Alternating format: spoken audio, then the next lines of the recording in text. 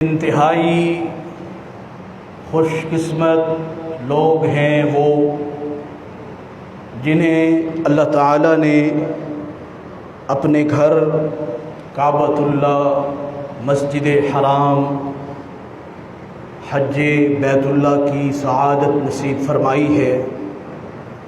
دعا کیجئے لاکھوں کی تعداد میں مسلمانان اسلام نے اللہ کے گھر کو آباد کیا، مینا، مزدلفہ، عرفات میں اور صفا مروہ کی سعی میں اور مقام ابراہیم پر سجدے اور طواف سے اللہ کے گھروں کو حجاج کرام نے آباد فرمایا ہے۔ دعا کریں اللہ تعالی حجاج کرام کے حج کو قبول فرما لے۔ حجاج کرام کی واپسی کا سلسلہ تقریباً شروع ہو چکا ہے۔ اپنے گھروں کو واپس پلٹ رہے ہیں، خوش نصیبی کے حامل ہیں، اپنے گناہوں کو معاف کروا کے اور اللہ کے حضور پیش ہو کے حج بیت اللہ کی سعادت کو حاصل کر کے اپنے گھروں کو واپس پلٹ رہے ہیں۔ اور کتنے ہی لوگ ایسے تھے کہ جن کے دلوں میں یہ آرزوئیں، یہ تمنائیں، یہ خواہشیں تھیں کہ کاش اللہ ہمیں بھی توفیق عنایت کرتا، ہم بھی اللہ کے حضور مینا، مزدلفہ، عرفات اور کعبۃ اللہ میں حاضری دیتے۔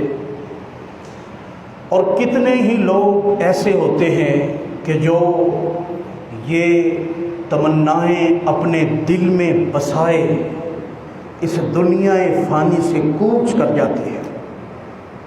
بے شمار لوگ ایسے ہیں، اور جیسے جیسے دور آگے بڑھ رہا ہے عمرہ اور حج مہنگے سے مہنگا ہوتا چلا جا رہا ہے، اور بہت سارے لوگوں کی خواہشیں، ان کی نیک تمنائیں، نیک آرزوئیں ان کے دلوں میں بسی کی بسی رہ جاتی ہیں۔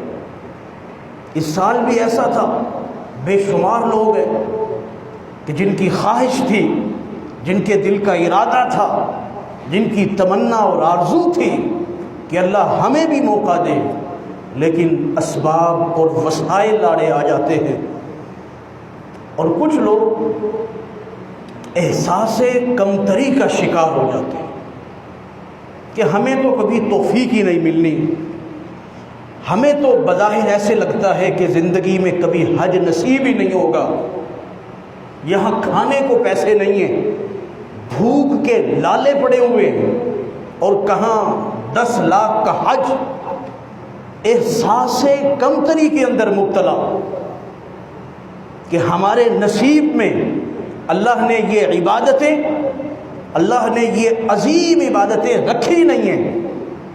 تو محترم بھائیوں، اللہ تعالی بڑا مہربان ہے، اللہ تعالی بڑا مہربان اور بڑا قدردان ہے۔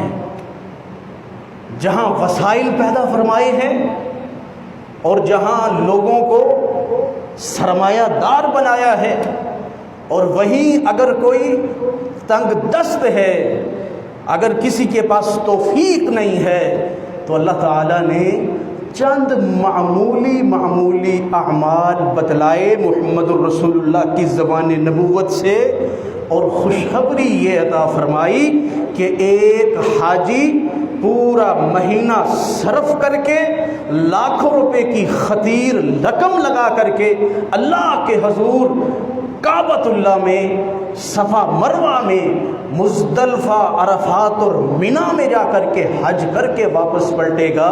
اور تیرے پر رب کی یہ مہربانی ہے تو ان اعمال کو اختیار کر لے، جتنا ثواب اس حاجی کو ملے گا اتنا ثواب اللہ تجھے عطا فرما دے۔ یہ اللہ کی مہربانی ہے، یہ اللہ کی کرم نوازی ہے، یہ اللہ کا فضل ہے، یہ اس کا احسان ہے۔ ہم ذرا سوچے تو صحیح، ذرا دیکھے تو صحیح، ذرا پڑھے تو صحیح ذرا معلومات حاصل تو کریں۔ ایک بندہ حج کی طاقت نہیں رکھتا، وسائل نہیں ہیں، لیکن نیت صادقہ، سچی نیتوں کی بڑی قیمت ہے اللہ کے ہاں، نیتوں کا بڑا مقام ہے۔ اللہ بظاہر اعمال کو نہیں دیکھتا، اللہ دلوں کے ارادوں پر بڑا راضی ہوتا ہے، دلوں کی نیتوں پر، دلوں کے ارادوں پر اللہ تعالیٰ کو بڑی خوشی ہوتی ہے کہ مومن کے پاس، مسلمان کے پاس کام کرنے کی ہمت نہیں ہے، مالی طاقت موجود نہیں ہے، لیکن جذبہ بڑا عظیم ہے، جذبہ صادقہ رکھے ہوئے ہے۔ رب تعالیٰ اس نیت پر خوش ہو کے اپنے بندے کو عظیم حج کے اجر کے برابر ثواب عطا فرما دیتے ہیں۔